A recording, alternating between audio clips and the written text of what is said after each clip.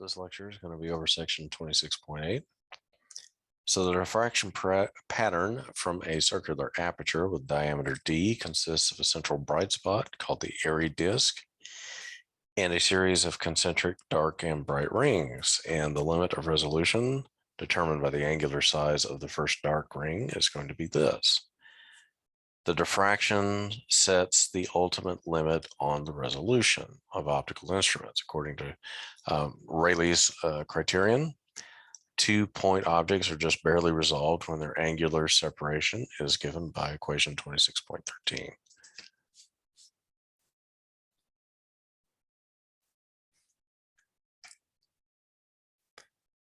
So this is a diffraction pattern formed by a circular aperture of diameter d.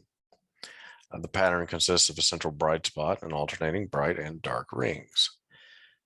So you've got your aperture here, you've got light coming through.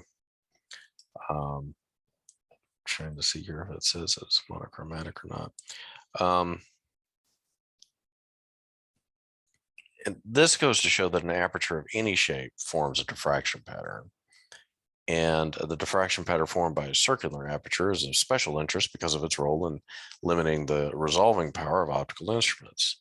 So in principle, we could compute the intensity at any point P in the diffraction pattern by dividing the area of the aperture into smaller elements, finding the resulting wave amplitude and phase at P, and then summing all these elements to find the resultant amplitude and intensity at P.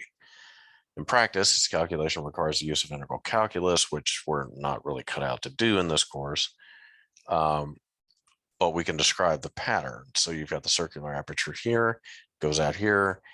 You can see an angle that's being made between the center of the pattern and the first minimum. If we know the aperture diameter d, wavelength is lambda for the light that's coming in, and we know what the angle is, then we can form together a relationship where we find the first dark ring in the circular aperture. The central bright spot is going to be called the Airy disk right here. It was an astronomer who first described the expression for the intensity of the pattern.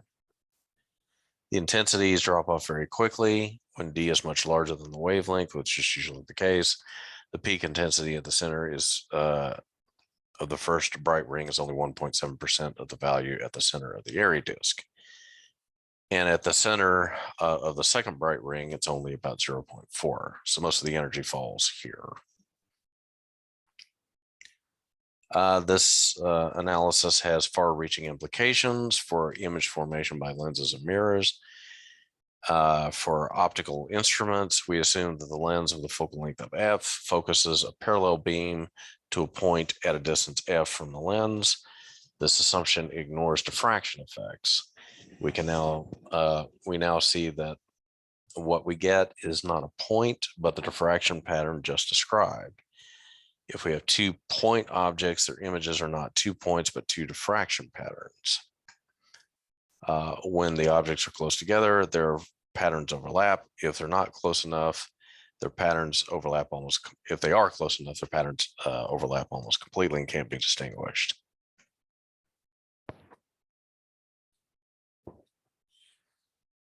So you can see here the diffraction pattern of 4-point sources is seen through a circular opening whose size increases from A to C. In A, the aperture is so small that the pattern sources of 3 and 4 overlap and are barely resolved. Increasing the aperture size decreases the size of the diffraction patterns. So the minimum angular separation of 2 objects that can barely be resolved by an optical instrument is called the limit of resolution.